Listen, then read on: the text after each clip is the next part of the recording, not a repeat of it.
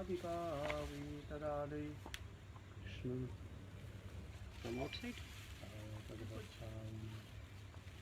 नमो महावदन्नाय कृष्णप्रेमप्रदायते कृष्णाय कृष्ण चैतन्य नाम्ने गौरतिश्री हे कृष्ण करुणा सिंधु दीनबंधु जगत्पति कांत राधाकांत नमोस्तुते तप्तकाञ्चन गौरांगी राधे वृंदावनेश्वरी वृषभानुसुते देवी प्रणमामि हरिप्रिये श्रीकृष्ण चैतन्य प्रभु नित्यानंद अद्वैत गदाधर शिवासादि श्री गौरभक्तवृंद हरे कृष्ण कृष्ण कृष्ण हरे हरे हरे राम राम राम हरे हरे।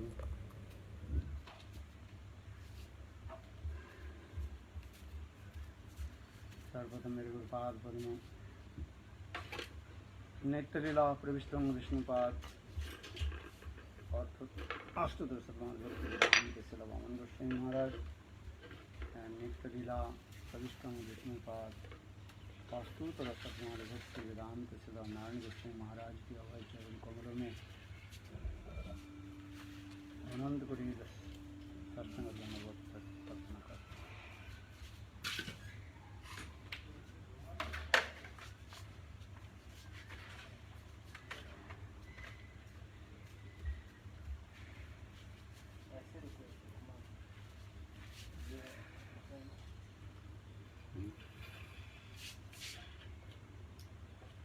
हम लोग श्री श्री भजन रहस्य अष्टम जाम की साधन की कथा, इस सप्तम जाम साधन प्रदोषकालीन भजन विप्रलम्भ प्रेम के बारे में हम लोग श्रवण कर रहे हैं, जिसमें हम लोग श्रवण किया था ये जुगायित निवीषण चक्षुषा पवृषायितम सुन्नायितं जगत सर्वं गोविंद विरहीन में शिक्षाष्टकी सप्तम श्लोक के महाप्रभु अपने मुखारविंद से ये बताते जा रहे हैं। यह विरह की जो भाव यहाँ पर वर्णन हो रहा है, जिसमें वेणुगीत के अंतर्गत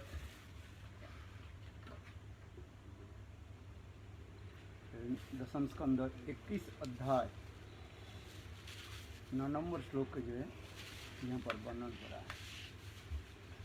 गोपियों के द्वारा श्री कृष्ण की अधर सुधा का पान करने वाली वेणु की प्रशंसा वर्णन हो रहा है। काल इस कथा को हम लोग श्रवण कर रहे थे। राधा आदि गोपियाँ अपने अपने गृह में रह करके अपने प्राणकांत गोविंद की स्मरण करके और उनकी उपमाधुर्य आदि वर्णन करते हुए वेणु की जो है सौभाग्य की वर्णन कर रहे हैं। वेणु की सौभाग्य वर्णन हो रहा है। गोप किमचरद्वयं कुशलस्म वेणु दामोदर अधर सुदाम ओपी गोपिकानां भुंक्ते स्वयं जद अवशिष्ट रसं हृदिन्न शिष्य सर्वो ईश्वर तब तो अश्रु मुमुक्षु सर्वो जथा। इस श्लोक के ऊपर हम लोग श्रवण किया।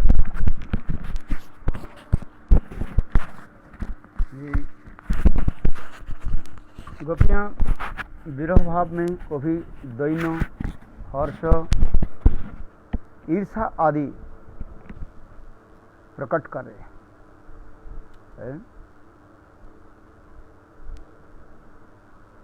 कभी दैन विनय आदि के द्वारा वेणु के सौभाग्य वर्णन करते जा रहे हैं। कल हम लोग श्रवण किया था, एक गोपी दूसरे गोपियों के कहने लगी, गोप किम किम आचरदम अयम, यह वेणु की कुशल माने मंगल अथवा सौभाग्य कैसे है। स्म शब्द के अर्थ द्वारा विस्मित होकर के कार्य, आश्चर्यचकित होकर के। गुप्प किमाचरदं कुशलस्म वेणु दामोदर अधर सुधा नाम ओपी गोपिका नाम। हमारे प्राणकम तो दामोदर की जो अधर सुधा जो गोपियों की एकमात्र जो है प्राप्य है, इनहेरेंट से उसके प्राप्य है। और ये बंसी व वेणु सुखी लाकड़िक होकर के और छेद युक्त होकर के ये कैसे पान कर रहे हैं। भुंगते संग जद अवशिष्ट रसम, यहां तक भी नहीं है हमारे प्राणकंत की अधर सुधा की एक बूंद भी नहीं छोड़ते है। और देखो कैसे हम लोगों के सामने धृष्टता प्रकाश करते हुए है और कैसे वो आस्वादन कर रहे हैं। और ऐसे वेणु के सौभाग्य देख करके वृंदावन में वृक्ष आदि सरोवर आदि है कमल आदि के द्वारा प्रस्फुटित होकर के कैसे प्रफुल्ल हो रहा है। मानसी गंगा जमुना अथवा वृंदावन में जितने भी कुंड आदि जो है सरोवर आदि है, शिष्य अत्यंत जो है आनंद उत्सव मना रहे हैं। कैसे ना सरोवर में पुष्प आदि कमल आदि के प्रस्फुटित करा करके है, और वृक्ष आदि ये भी क्या कर रहे हैं, प्रेम में द्रवीभूत होकर के और आंखों से आंसू की धारा प्रवाहित कर रहे हैं। क्यों? जथा आर्जा, किसी के कुल में कोई यदि वैष्णव आ जाए है, श्रेष्ठ व्यक्ति आ जाए है, वह श्रेष्ठ व्यक्ति जिस वंश में एक ऐसा ही वंशधर पैदा हुआ, जैसे आर्य पुरुषों के कुल में एक वैष्णव संतान पैदा होने पर वे सब प्रसन्न होते हैं। इसको वर्णन करते जा रहे हैं। इसकी टीका में हम लोग भी श्रवण किया था,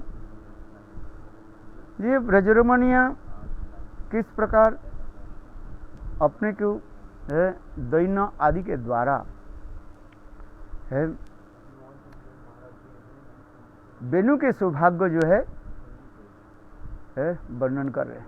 वेणु के सौभाग्य हमारे भाग में नहीं है। अर्थात कृष्ण मिलन की अत्यंत उत्कंठित रमणीय अधीर हो उठी। कृष्ण की रूपमाधुर्य की स्फूर्ति होने के साथ ही साथ अधूर पर विराजित वेणु को देखकर वेणु के दुर्लभ सौभाग्य की भावना करने लगी। कहने लगी, अरे सखी, यह वेणु सौभाग्यवान है, इसमें तनिक भी संदेह बात नहीं है। वेणु जी है ये कितने सौभाग्यवान है।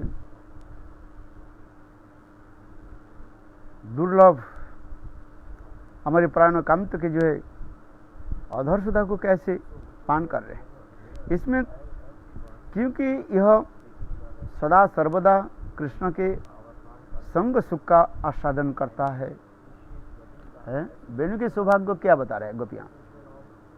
कृष्ण क्षणकाल के लिए अपने हाथ से वेणु के जो है छोड़ते नहीं है। सोने के समय, खाने के समय जहाँ पर कृष्ण विराजमान होते जाते हैं, कृष्ण वेणु के साथ ही चलते हैं। आचार्य पाद कहते हैं वृंदावन कृष्ण की दो जो वस्तु सदा सर्वदा रहता है, वो है मयूर मुकुट अर्थात मयूर पंखा और वेणु। ये वृंदावन कृष्ण की जो है विशेष वैशिष्ट कहा गया। मथुरा द्वारका में कृष्ण वेणु अथवा मयूर पंख के धारण नहीं करते, किंतु वृंदावन के कृष्ण की एक विशेष वैशिष्ट क्या है, मयूर पंखा के धारण करते हैं और वेणु के क्षणकाल के लिए भी छोड़ता नहीं है। तो इसलिए गोपियां इसी भाव से कह रहे हैं, देखो इसके सौभाग्य देखो कैसे, यह वेणु महासौभाग्यवान है, इसमें तनिक भी संदेह की बात नहीं है, क्योंकि यह सदा सर्वदा कृष्ण के संग सुख का आस्वादन करता है। किंतु यह दुर्लभ सौभाग्य की प्राप्त कर इतना दुर्विनीत वो अहंकारी हो गया। कभी कभी किसी को क्या हो जाता है, सौभाग्य से क्या हो जाता है, वो क्या होता है बताओ, सुना नहीं आपने? किसी के यदि सौभाग्य हो, अपने सौभाग्य मद में मत्त हो जाता है। रासस्थली में यही तो दिखाया गया है।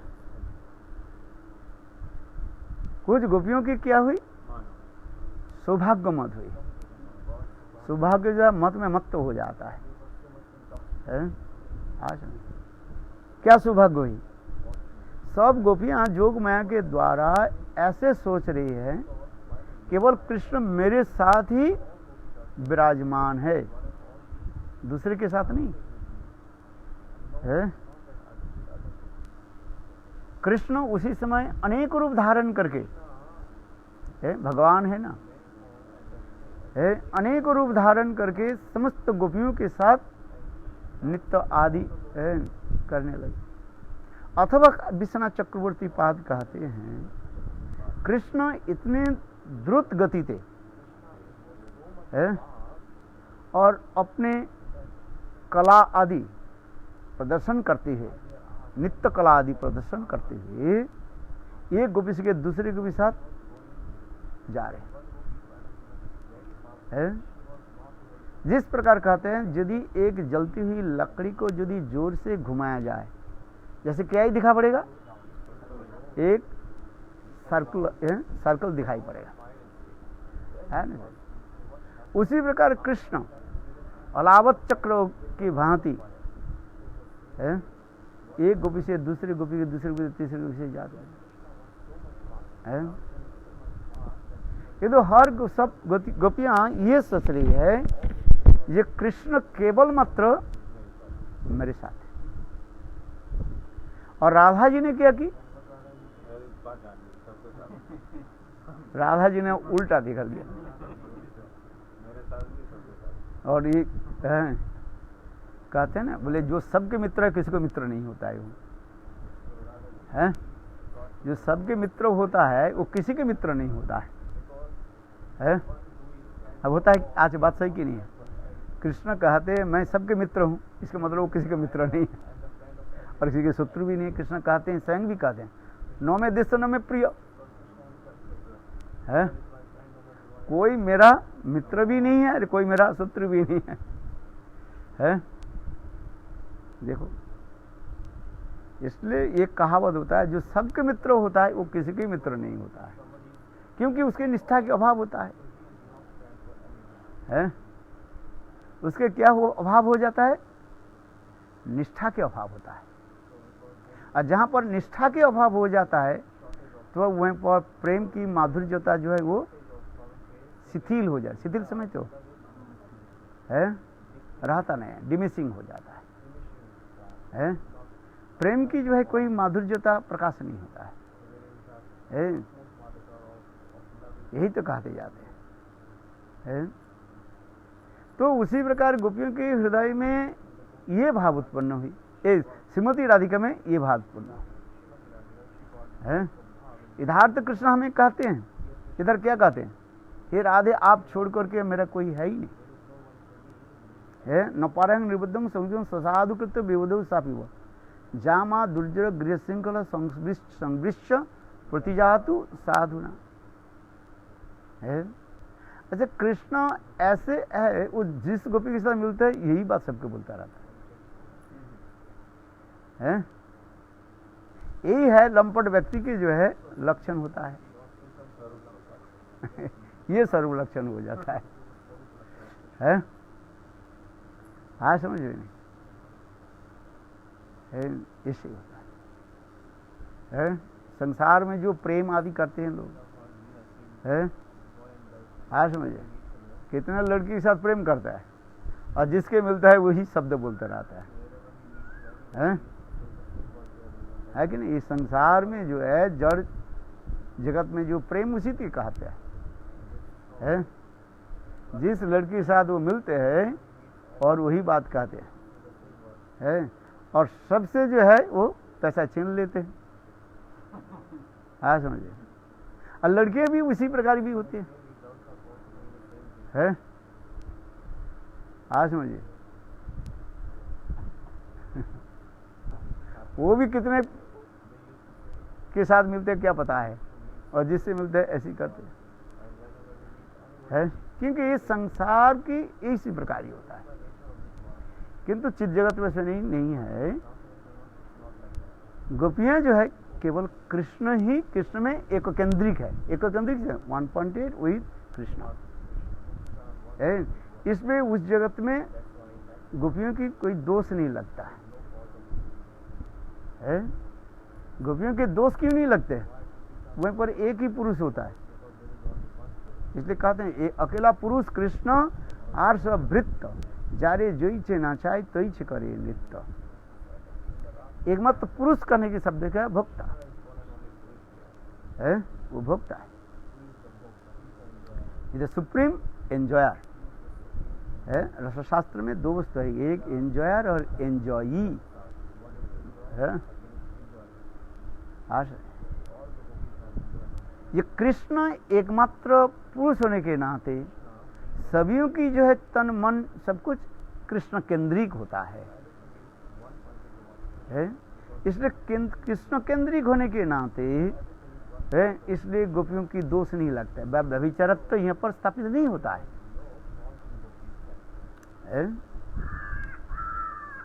यह तो कि प्राकृत जो व्यभिचारित्व जो है यह गोपियों के ऊपर हम लगा नहीं सकते हैं। क्यों? एक तो कृष्ण भगवान है, दूसरी कृष्ण क्या है, भोक्ता है। और सभी जो है कृष्ण के प्रति केंद्रीभूत है, सेंट्रलाइज्ड है। कृष्ण छोड़ करके और कुछ नहीं है। इसलिए गोपियों के ऊपर किसी प्रकार जो है कटाक्षपात की कोई बात ही नहीं, समालोचना की बात नहीं है। यदि दूसरे पुरुष होते तब गोपियों के ऊपर व्यभिचारित्व बात दोष लगा सकते हैं। आप समझ रहे, यही विशेषता है।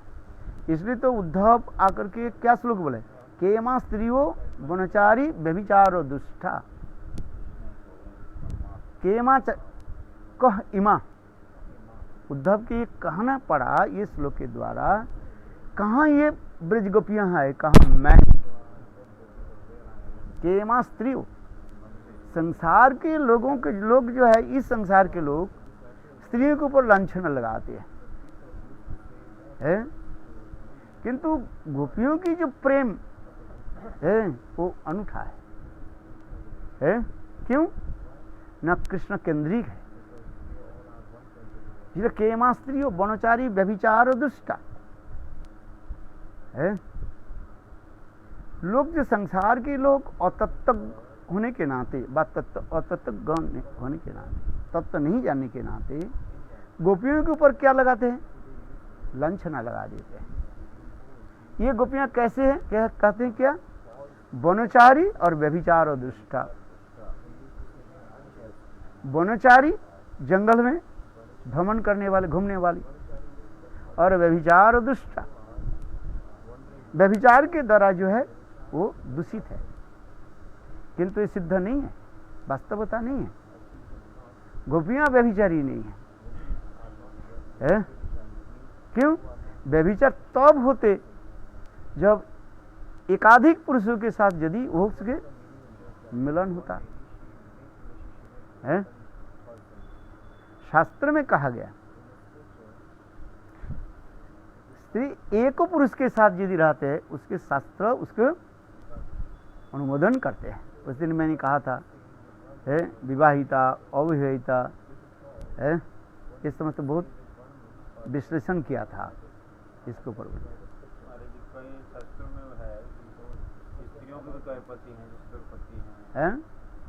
स्त्री भी है, उसके 5 पति हैं, 2 पति का, ये शास्त्र विरोध है कि स्त्रियों के 5 पति है? अरे एकाधिक पति होने से तो उसके विरोध कहा जाता है। तो 5 पति है, द्रौपदी जो है। अरे द्रौपदी के लिए तो दूसरी बात है। द्रौपदी कौन थी या द्रौपदी के 5 पति किस लिए हुआ?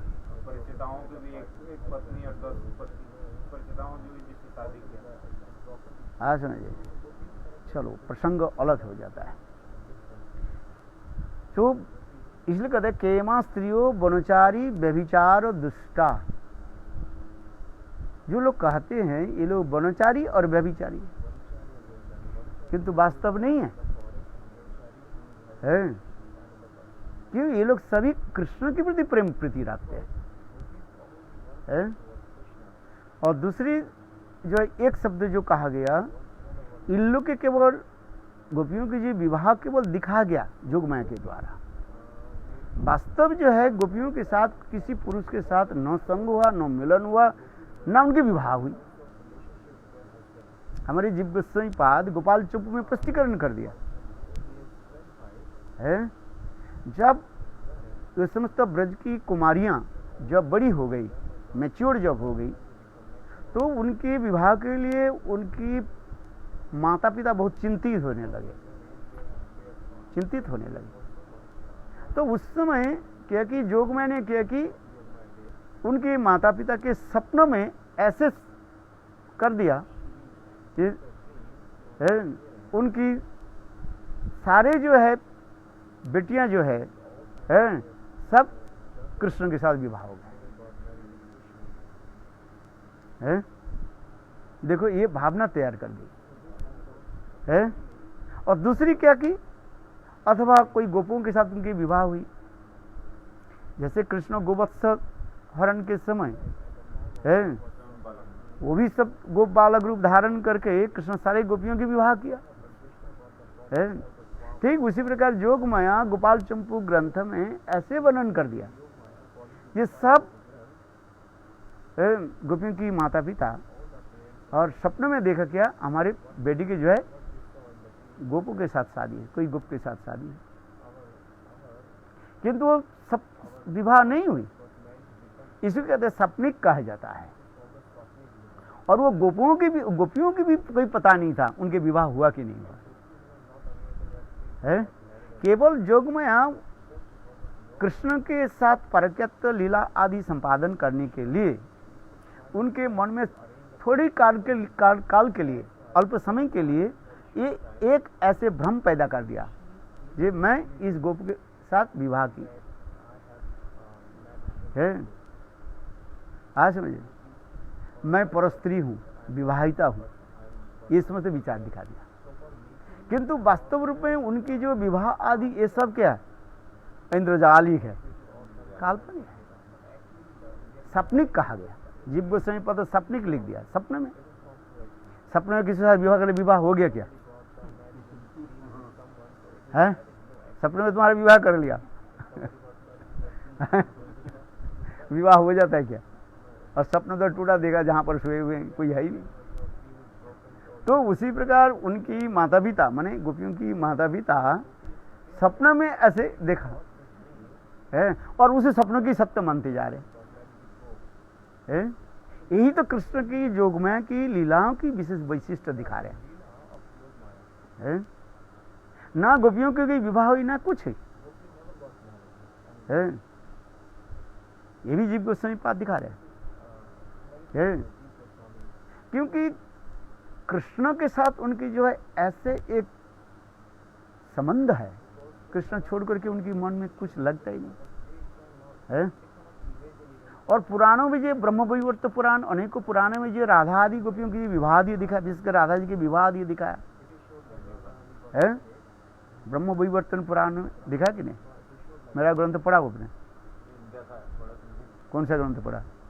मधुस्मृता राधा है, उसमें दिखा ना, राधा जी के विवाह दिखा गया है, ब्रह्म वैवर्त पुराण के अनुसार है, उसमें विवाह आदि दिखा गया बहुत सुंदर रूप में है। वृषभानु महाराज है, विवाह को जब बहुत तोड़ जोड़ अच्छी तरह से दिखाया गया है। ये किस लिए है?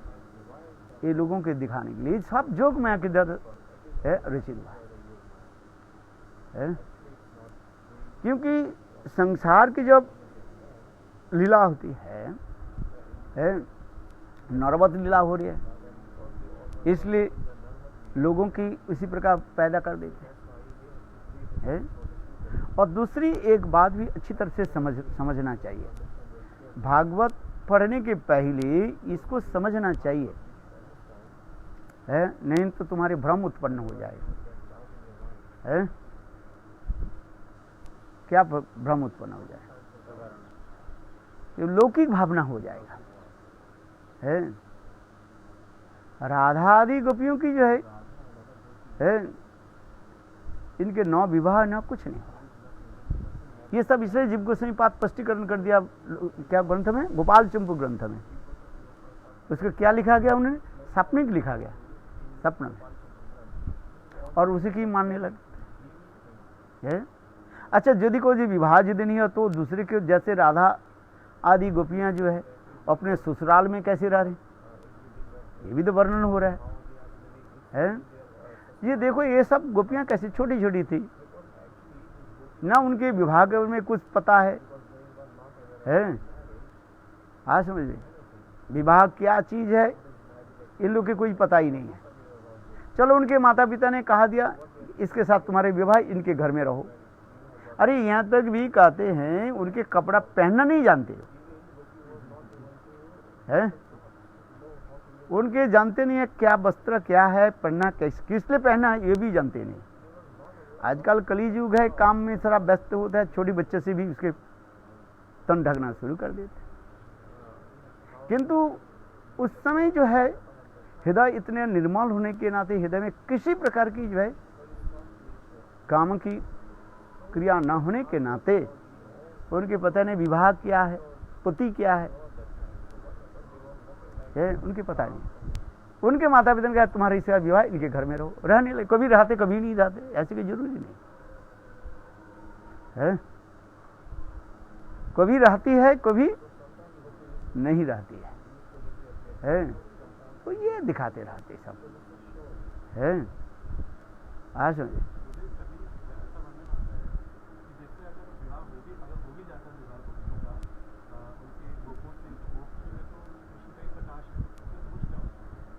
नहीं, नरलीला हो रहे ना, नरलीला होने के नाते लोग तो नहीं समझेंगे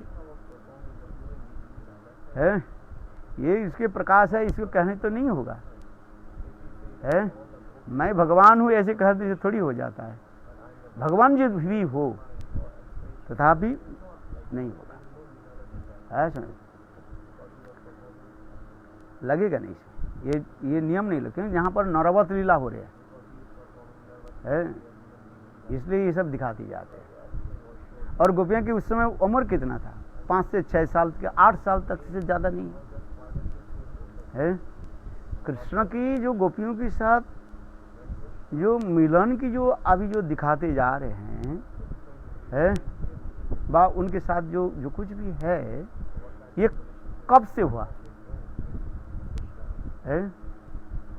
6 साल में वत्सहरण, क्या बोले, वत्सहरण लीला हुई, 7 साल में गिरिराज गोवर्धन, 8 साल में जाकर के रासलीला आदि वर्णन होते जा रहे है। अच्छा बताओ, तो उनके 8 साल की बच्ची को क्या पता है? आप हमारे मन दूषित होने के, हम कलियुग की मन दूषित होने के से 8 साल हमारे पास बहुत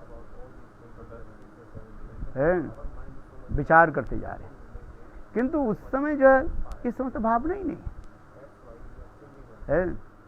और दूसरी बात यह है, कृष्ण के साथ गोपियों की जो मिलन जो है, कृष्ण के प्रकट लीला में कोई ब्रजवासी, किसी ब्रजवासी की तनिक भी गंध भी नहीं था। केवल कुछ कुछ ब्रजवासी जैसे पूर्णमासी देवी, वृंदा देवी है, और कौन है, जोग माया, इन लोग ही पता है। अभी जो हम जो कथा जो है गोपियों के साथ कथा सुन रहे हैं, ये कब प्रचार हुई? ये तो सुखदेव गोस्वामी आदि के प्रचार करा दिया, नहीं तो किसी को पता ही नहीं था है। आज समझे, कृष्ण के संत दास सख वात्सल्य तक जो है सभी की परिचय था, माने जानते थे सब है। किंतु कृष्ण के साथ गोपियों की मिलन, ये समस्त लीला जो है किसी ब्रजवासी के भुनाक्षर में भी है पता नहीं था। जो कृष्ण वो समस्त गोपियों के साथ जो मिलते रहते हैं, हाँ कुछ कुछ जो है रोहिणी देवी के सामान्य रूप में पता था। यही तो है, इसके अच्छी तरह से हम समझे। कृष्ण के माधुर्य लीला आदि श्रवण कीर्तन के लिए ये अच्छी तरह से समझना चाहिए है। ये कृष्ण के रासलीला, कृष्ण के साथ गोपी के साथ मिलन आदि की, ये तो सुखदेव गोस्वामी आदि करके परीक्षित महाराज के श्रवण कराया। ये कृष्ण गोपियों के साथ रास विलास करते थे, कृष्ण बंशी वादन करके गोपियों की जो है वो क्या बोले बुलाते थे है। ये सब कृष्ण ने बताया, ये सुखदेव गोस्वामी बात बताया, इसके पहले किसी को पता ही नहीं था। अर्थात कृष्ण के प्रकट लीला में तनिक भी किसी को भी पता नहीं था है। हाँ इतना ही तो ये है, ये कृष्ण के साथ इन लोग के साथ थोड़ा स्नेह ममता प्रीति रहता है। क्यों? कृष्ण सर्वकार्षक है। कृष्ण के इतने सुंदर रूप गुण आदि के द्वारा आकृष्ट हो जाना इतने स्वाभाविक रूप नहीं है। किंतु कृष्ण के साथ गोपियों की अंग संगादि है, उनके साथ जो मिलन आदि, आलिंगन चुंबन आदि व रासलीला आदि जो दिखाया, ये किसी को ही पता नहीं है। इसको अच्छी तरफ से समझना चाहिए। जो इसको नहीं समझते हैं वो तो अपराधी बन जाएंगे। फिर आगे जाकर वो सोचेंगे कृष्ण कैसे व्यभिचारी है और गोपियां कैसे व्यभिचारिणी है, लंपट लुच्चा छुच्चा न क्या बोलते रहते, गाली देते हैं। यदि ऐसे होते, यदि ब्रजवासी के तुम्हें पता चलते, तो सारे ब्रजवासी कृष्ण की तुम क्यों प्रेम प्रति क्यों करते? साधारणतः कॉमन सेंस होता है। तुम्हारी पत्नी के साथ और कोई व्यक्ति संबंध रखे, तुम कैसे सहन कर लोगे? है उसको तो पिटाई करके धुन कर दे, धुली कर है। आया समझिए। इसलिए हमारे विश्वनाथ चक्रवर्ती पाद यही समझते कि लीला, चार जो लीला आदि करके दिखा दिया है। आज समझ में नहीं। वो जो एक जो लीला विशेष करके जो है माघ महीने में की जो लीला जो सुनाया, माघ महीने की लीला जानते हो कि नहीं? द मंथ ऑफ माघ, माघ महीने की जो लीला जो है विश्वनाथ चक्रवर्ती का दिखाया। फिर तुम्हें बोलना पड़ेगा। फिर ये श्रीमती राधिका विचार करने लगे, ये माघ महीने है, इस माघ महीने की पुण्यतिथि मना जाए। प्रातः काल में उठ करके है गंगा जमुना आदि पवित्र नदी में स्नान करना चाहिए। ये तो भागवत में वर्णन होते हैं, नहीं विश्वनाथ चक्रवर्ती। तो राधा आदि गोपियां ने किया कि समस्त गोपियां इस माघ महीने में संकल्प कर लिया, ये प्रातः काल में उठ करके ब्रह्म मुहूर्त के पहले हम लोग उठ करके कहाँ जाएंगे? जमुना में स्नान करेंगे। समस्त गोपियां जो उसी प्रकार राधा जी के अनुगत्य में, राधा, ललिता, विशाखा आदि समस्त गोपियां जो बल्कि प्रातः काल में उठ करके कहाँ जाती थी? यमुना में स्नान करने के लिए जाती थी। और ये माघ महीने के कहा जाता है अत्यंत जो है ठंडी मास कहा जाता है। अंतिम जब समाप्त होने वाला, माघ के बाद फागुन आ जाएगा है, तो इसे माघ महीने के कहा जाता है सर्व माने अधिक ठंडी के समय है। ठिठुर तो ही बस सब इस गोपियां जो है प्रातः काल में उठ करके अपने अपने गोपियों के नाम ले करके चलते। राधा भी जाती है। किंतु जटिला के मन में एक भावना हुई। जटिला विचार की ये सचमुच इतनी ठंडी में कहाँ जाता है? स्नान करके थोड़ी जाते हैं। ये जरूर किसी के साथ, राधाकृष्ण के साथ मिलने के लिए से जाती है। तो एक दिन क्या कि राधा जी जब निकल गई घर से और जटिला ने किया कि जटिला और कुटिला कौन सा है? उनके सास के नाम क्या है? जटिला। अच्छा चलो कुटिला होगा है, नाम तो मेरा जटिला कुटिला। अच्छा चलो, एक जटिल जटलाते हैं और कुटकुट करता रहता है। कुटिला ननद है। अच्छा चलो, ननद ने विचार करने लगे कि कहाँ जाती है। राधा जी निकल जाने के साथ ही साथ 2 मिनट में उनको पीछे पीछे चलने लगे। तो कुछ दूर जाने के बाद कुटिला के मन में ये विचार हुई, अच्छा पहले देखे कृष्ण घर में है कि नहीं है?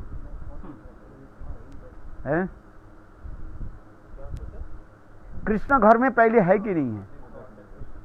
ये स्नान करने के लिए गई कि कृष्ण के साथ मिलने के लिए वहीं पर गए? कहाँ गए? तो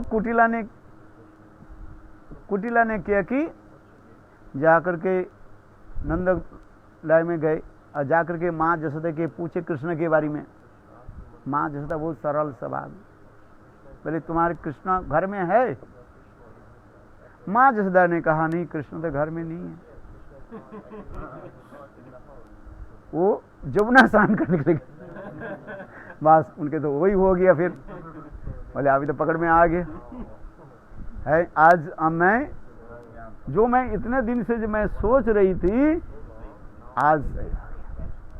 आज मैं जाकर के रंगीली हाथ में पकड़े है।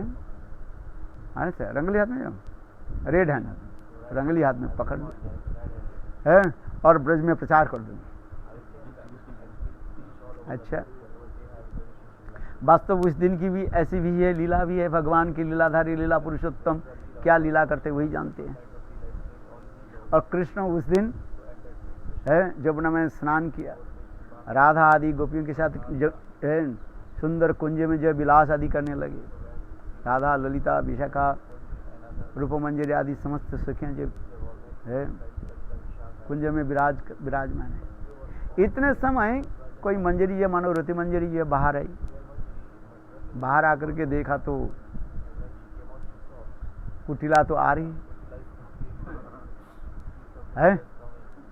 कुटिला आ रहे, जाकर के जल्दी जाकर के समाचार दे दे, देखो अभी क्या करें, 2 मिनट में तो कुटिला इधर आ जाएगी है। सब जो है भयभीत हो गया, जैसे शेर के हुंकार सुनते ही है, जैसे हिरण शिशु जैसे भयभीत हो जाते, एक कोने में बैठते, कहाँ जाए क्या करे है। अथवा रैबिट की भांति, माने शशक कहते हैं ना, शशक क्या बोलते हैं, खरगोश के बच्चा जैसे भयभीत हो जाते हैं और दौड़ झाँप छोड़ करके एक कोने में जैसे बैठ जाते हैं। बस उसी प्रकार गोपियों की ऐसी भावना हुई, क्या करें है। कृष्ण देख करके सब गोपियों की कहने लगे तुम चिंता मत करो है, जैसे है ऐसे रहो। अब ऐसे कह के कृष्ण उस कुंज से अंतर्ध्यान हो गए, निकल बाहर गए। इतने समय कुटिला आई। कुटिला आकर के दरवाजा खटखटाया, कुंज के दरवाजा खटखटाया, कोई खोले ही नहीं। फिर उन्होंने क्या कि आप इसमें तो चूहा तो इसमें अंदर में ही है, पकड़ लेता हूँ हैं। कुटिला के मन में विचार है, यहाँ पर राधा और कृष्ण इस कुंज में है। दरवाजा जबरदस्ती दरवाजा तोड़ करके अंदर में गई कुटिला। राधा बोली यहाँ पर कृष्ण है नहीं। अरे है नहीं क्या? देख तो गंध आ रहे हैं, कृष्ण के अंग गंध आ रहे, कृष्ण यहाँ पर है, खोजो। देखो खोजो। राधा जी क्या बोले, कुटिला चारों तरफ देखा तो है ही नहीं, केवल कृष्ण के जो है माला पड़ा हुआ है। कृष्ण जो माला धारण किया था उस माला पड़े। कुटिला ये तो गंध आ रहे हैं, ये कृष्ण की माला। बोले बताओ कृष्ण का। बोले कृष्ण है ही नहीं, आए नहीं, हम कृष्ण कहाँ है, हम क्या पता है। अच्छा, बोले नहीं ये माला मैं ले गई, ये कृष्ण की माला है। अच्छा, अभी क्या की, वो माला लेकर के आई, बाहर आई है। मैं ब्रज में सबको देखा, ये कृष्ण की माला यहाँ पर है। अच्छा, इधर कृष्ण भी कम नहीं है। भगवान की लीला, पुरुषोत्तम लीला करने के लिए कृष्ण ने क्या की है, बस उनके भाई, कुटिला के भाई अभिमन्यु के रूप धारण कर लिया है। अभिमन्यु के धारण करके, रूप धारण करके है, उसी जमुना के किनारे में आए हैं। और कुटिला करने के, भैया तू कहाँ आ रही? बोले देखो आज मैं जो है खेती करने के लिए मैं गए, हल चलाने के लिए, मेरा एक जो है बैल जो है वो कहाँ भाग गया, मैं ढूंढने के लिए इधर आए हैं। कृष्ण कहने लगे, समझ में आया? कृष्ण कहने लगे, अरे बहन, मैंने कृष्ण कौन है ये? अभिमन्यु। बहन मैं आज खेती करने के लिए, खेती हल चलाने के लिए, मेरा एक जो है बैल जो है वो भाग गया, इसलिए मैं उसको खोजने के लिए मैं इधर आई है। अरे तू इधर कैसे आई है? तेरे इतने सुंदर सुकोमल शरीर है, ठंडी के समय है, क्या जमुना तुम्हें स्नान करने के लिए आई हो? करे नहीं भैया, मैं जमुना में स्नान करके नहीं आया है। मैं तो देखो तुम्हारी पत्नी जो राधा जो है हर रोज कहती है मैं जमुना में स्नान करके, ये जमुना में स्नान फान सब बेकार की बात है। ये यहीं पर आकर के दोनों मिलते हैं है। मैं पीछे पीछे आकर के आया था, आई है। और कृष्ण तो को मिला ही नहीं है, किंतु कि देखो ये माला मिला है समझे। तो कृष्ण रूपी अभिमन्यु कहने लगे, अच्छा बहन तुम तो बहुत अच्छी बात है, चलो ये माला मुझे दे दो है। यही माला लेकर के मैं चलता हूं कंस के पास है। ये ब्रज में नंद महाराज के बेटा कैसे धूर्त है। ये ब्रज में किसी स्त्रियों की वो छोड़ते नहीं, ये धूर्त है, लंपट है। मैं ये क्या बोले उसको समाचार देता हूँ कंस को, और कंस सारे सैन्य लेकर के नंद महाराज और उनके बेटा दोनों के अच्छी तरह से कुटेंगे। ये माला मुझे दे दो, अब तू घर में चले जा। फिर देखो ये बात जो है अपने घर की बात है, किसी के बोलना मत है। ये तेरा भी निंदा होगी, हमारी भी निंदा होगा, या हमारी पत्नी दूसरे के साथ मिलते निंदा होगा कि नहीं? ये बहन तू तो बुद्धिमती हो, सुशीला हो, कितने सुंदर स्वभाव की हो, जा। मैं अभी जाता हूं, कहाँ? मथुरा जाता हूं, कंस के समाचार देता हूं, कंस आने वाले हैं, ये काम करना है। ये देखो ये कृष्ण मैंने सुना ये मायावी अधूर्त है। ये कभी कभी मेरा भी रूप धारण कर भी सकते हैं, इसलिए तू एक काम कर, घर के सामने जो है झाड़ू लेकर के खड़ी रहना है। वो हमारे रूप धारण करके भी आ जाए, उसको छोड़ना में अच्छी तरह विदाई कर देना कि मैं जा रहा हूं ना उधर। अच्छा कहते हाँ भाई ठीक है। और देखो श्रीमती राधिका जल्दी जल्दी है कुंज से निकल करके इतने समय तो अपने जावट में आ गई है। कुटिला के पता ही नहीं था है। और इधर क्या कि कृष्ण भी भगवान तो है ही है, लीला पुरुषोत्तम, वो भी जाकर के राधा जी के साथ मिली, छत पर ऊपर खड़े हो गए देखने लगे, बोले आज क्या लीला होती देखते हैं।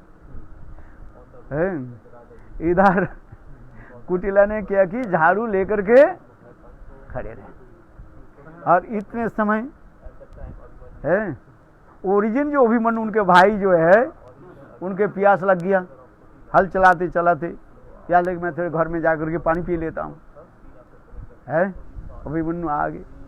बस अभिमन्यु के देखते ही कुटिला झाड़ू लेकर के पिटाई शुरू करने बोले, हाँ तू रूप धारण करके तुम्हारे भाई ने इतना पिटाई, उनके उतना पिटाई करने लगे, वो भाग गया। बोले क्या पता नहीं इसके ऊपर क्या भूत सवार हो गया ना क्या, मेरे बहन के ऊपर आज कौन सा भूत सवार हो गया। और वो राधा कृष्ण ऊपर से लीला देख रहे हैं।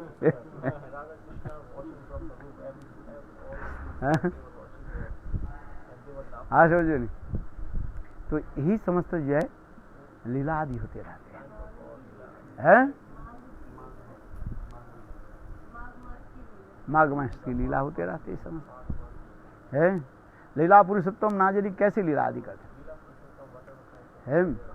तो हमारी ये कथा जो है जो बताती है कृष्ण के साथ गोपियों के साथ मिलन परगत्यादि भाव है, वास्तव रूप में किसी ब्रजवासी को पता नहीं था।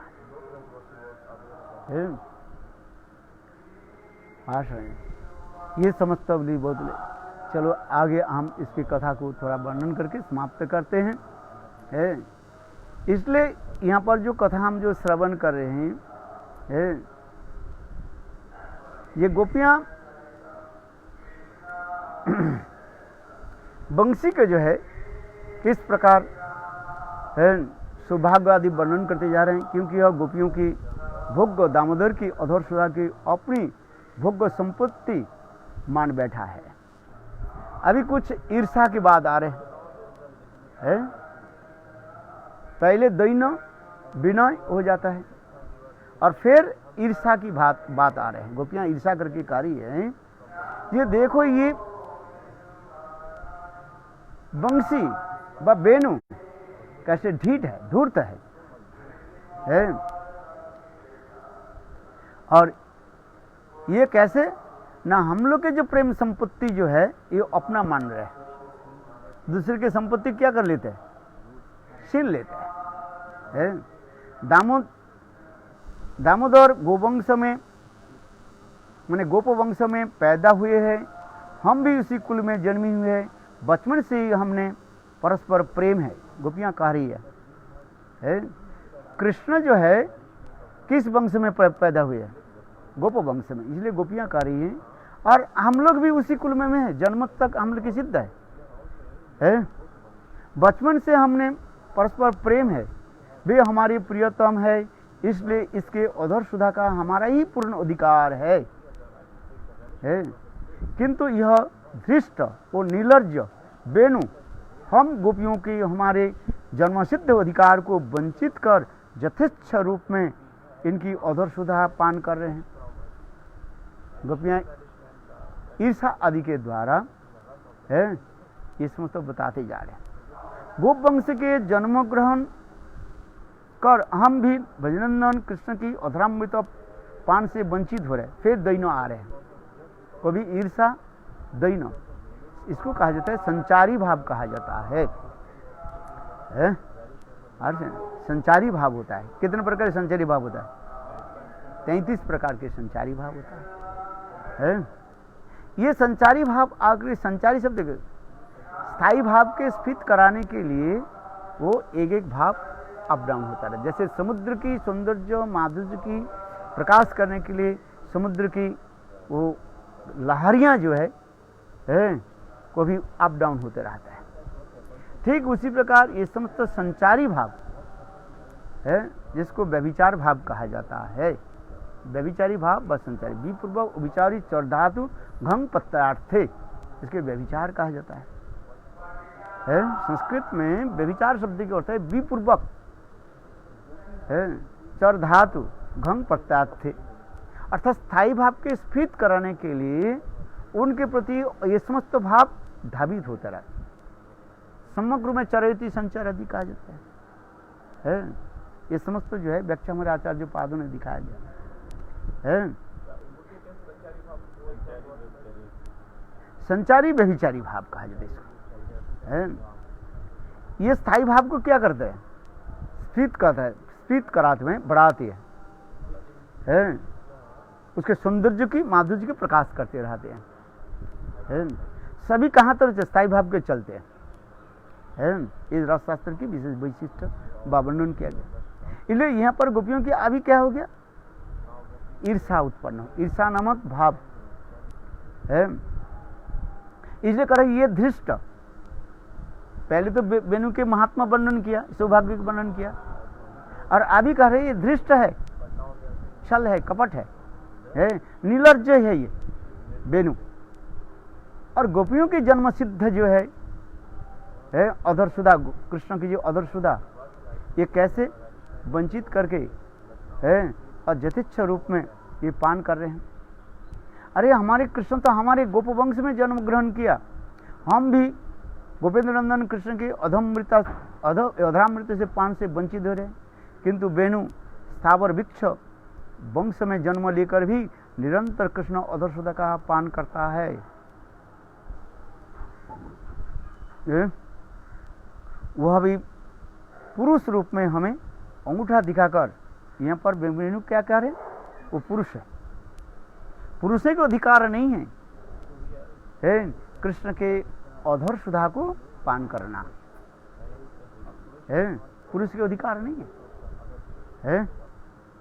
किंतु देखो ये पुरुष जाति होकर के, वेणु पुरुष जाति होकर के और कैसे हम लोग के ऊपर कैसे चिढ़ा रहे हैं, चिढ़ा रहे ना, चिढ़ाना जानते हो? चिढ़ा के क्या बोलते हैं? टीजिंग है। ये अंगूठी दिखा रहे, अरे गोपियों देख तुम्हारी जो है संपत्ति को मैं कैसे भोग रहा हूं, अंगूठी दिखाकर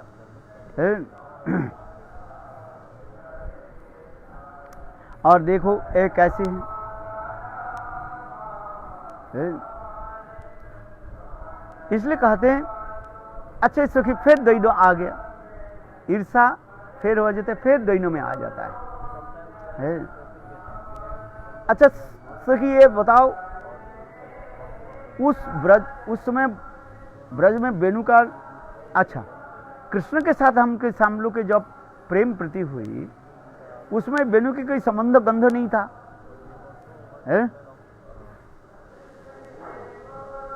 जब कृष्ण गोचारण करना प्रारंभ किया उसी समय से वेणु के साथ कृष्ण के संबंध हुआ, ये कह रहे हैं। किंतु ये सत्य नहीं है। ये कृष्ण बचपन से ही वेणु को रखते हैं। कृष्ण छोटे जब थे सबसे वेणु को रखते थे। गोपियां यहाँ पर कह रहे हैं अच्छा कृष्ण वेणु के कप हाथ में लेकर के सदा चलते हैं, जब वो गोचारण करना शुरू किया है। इसलिए कह रहे हैं उसी समय से, यहाँ पर लिख रहे हैं जब कृष्ण ने गोचारण करना प्रारंभ किया उसी समय से वेणु के साथ कृष्ण का संबंध हुआ। इस किंचित संबंध से ही कृष्ण अधरामृत का पूर्ण उत्तराधिकारी बन गया है। आज समझ में नहीं है? हम गोपियों के बचपन से ही कृष्ण के प्यार करने पर भी अधिकार से वंचित हो रहे हैं। इसलिए कहते हूं सखरे गोपी जन्म से वेणु जन्म ही श्रेष्ठ है और धन्य है। दो प्रकार के शिष्य होता है, एक शौकिया शिष्य होता है, एक परकिया शिष्य होता है।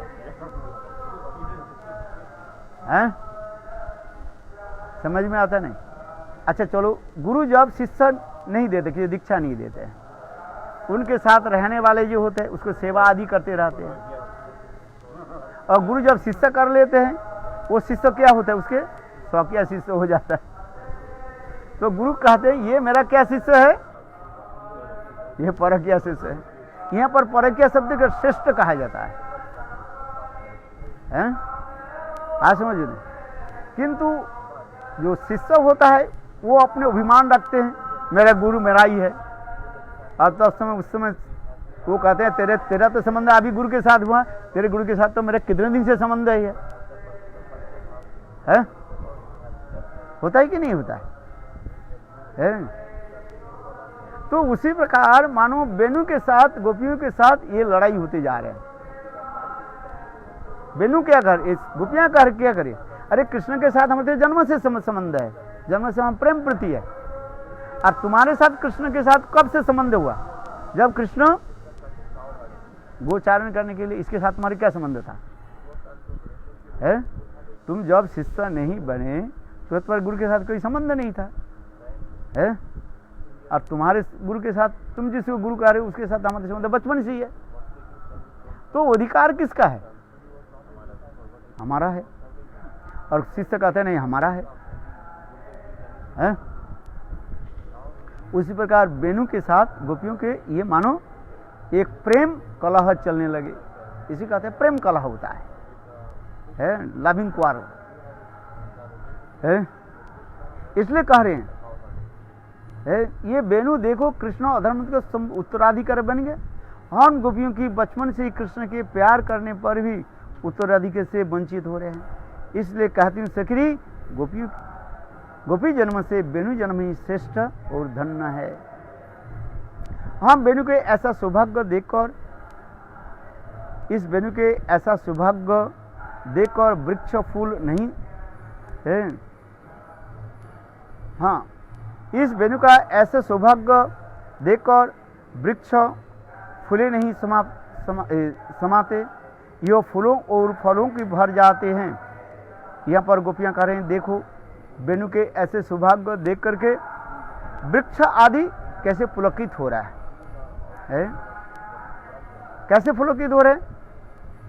फूलों आदि के द्वारा, फलों आदि के द्वारा पुलकित हो रहा है? उससे मधु झरता है, मानो अपनी संतान का ऐसे परम सौभाग्य दर्शन कर रोमांचित हो रहे हैं और गर्व से प्रेमाश्रु विसर्जन कर रहे हैं। ऐसे क्यों न हो? बेनू बांस से बना हुआ है तथा बांस वंश की श्रेणी में भी आता है। बांस नदियाँ और सरोवर के जल से पुष्ट होता है। उसका जल नहीं है बल्कि उसके लिए दुग्ध है, और तो नदियाँ उस सरोवर बांसों की माताएं हैं।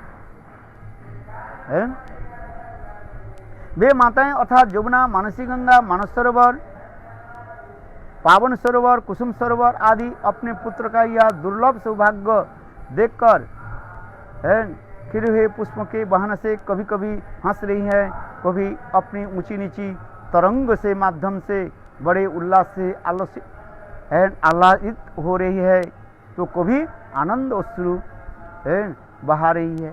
गोपियों की भावना है, अर्थात मानसी गंगा आदि की देख करके गोपियों के हृदय में दैन्य आ गया है। कहते देखो इनके सौभाग्य देखो कैसे, न बेनू इनके कुल में ही तो पैदा हुआ है? और इससे ये लोग कैसे प्रसन्न हो रहा है। जैसे मैंने कहा किसी कुल में एक वैष्णव पैदा हुआ है, उनकी सारे परिवार के लोग, वंश के लोग सौभाग्य मानते हैं। उसी प्रकार वृंदावन के जितने वृक्ष आदि जो है और वृक्ष आदि सब अपने के सौभाग्य मान रहे हैं। ये बेनू हमारे वंश में, वृक्ष वंश में ही तो आए हैं, इसलिए आनंद अश्रु बाहर है। महाभगवती गोपियां इस प्रकार बेनू की सौभाग्य और अपने दुर्भाग्य का विचार ईर्षा, असूया आदि संचारी भाव से विवाहित हो रही है। कहते हैं इस बेनू के पूर्व जन्म में कोई कठिन तपस्या व पुण्य कार्य किया होगा तो हम उसे जानती है, तो हम भी ऐसे तपस्या का पुण्य कार्य कर ऐसे दुर्लभ सौभाग्य का प्राप्त करते। इसी की कहा जाता है महाभाव की स्थिति कहा जाता है। महाभाव में क्या होता है बताया था ना, तिर्यक योनि प्राप्ति करने की लालसा। मनुष्य जन्म के द्वारा कृष्ण की प्राप्ति ये हमारे सौभाग्य नहीं है। मनुष्य के इतर जन्म मनुष्य छोड़ करके पशु पक्षी वृक्ष लता आदि से जन्म ग्रहण करें तो कृष्ण की मिलन सुख हम प्राप्त करेंगे। ये महाभाव की लक्षण कहा जाता है? पूर्णमासी इसलिए कह रहे हैं देखो पुण्य कर जाए। यदि हम इस जानते हैं तो हम ऐसे तपस्या कर पुण्य कार्य कर ऐसे दुर्लभ सुख को प्राप्त करें। चलो हम किसके पास जाए पूछने के लिए? पूर्णमासी के पास जाए। पूर्णमासी जी भूत भविष्य और वर्तमान को जानने वाली सिद्धा तपस्विनी है। चलो सके उससे पूछकर उसके आदेश अनुसार हम आचरण करें, ऐसे दुर्लभ वेणु के भांति सौभाग्य प्राप्त करेंगे।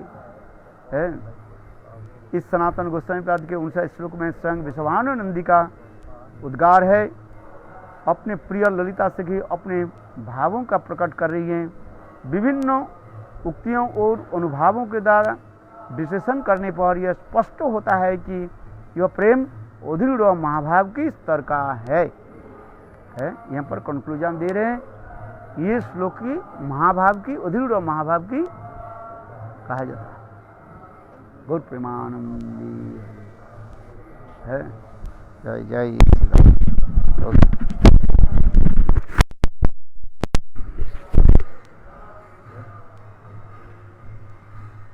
बहुत अच्छा कथा है।